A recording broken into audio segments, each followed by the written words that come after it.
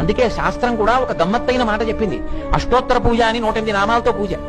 ఏమి ఏ ఋషికి 109వ నామం 106 నామాలు రాయడం రాలేదు, అందరూ 108. ఇటు అష్టోత్తర శతనామావళి 108 నామాలే రాయడం ఎందుకు, లేకపోతే సహస్రం. ఇటు అష్టోత్తర శతనామ పూజ ఏమిటి, 108 నామాలే ఎందుకుంటావు, 103 కానీ 56 కానీ 81 కానీ ఎందుకుంటావు అంటే, ఎవరు పుట్టినా 27 నక్షత్రాల్లోనే పుట్టాలి. పుట్టినప్పుడు వారాలు తిథులు కాదు ప్రధానం, నక్షత్రం ప్రధానం. జాతకం దాని మీదే ఆధారపడుతుంది. పుట్టుక చావు రెండింటికి నక్షత్రం ప్రధానం. 27 నక్షత్రాల్లో పుడతారు. ఒక్కొక్క నక్షత్రానికి 4 పాదాలు. 27 × 4 108. 108 పాదాల్లో పుడతారు.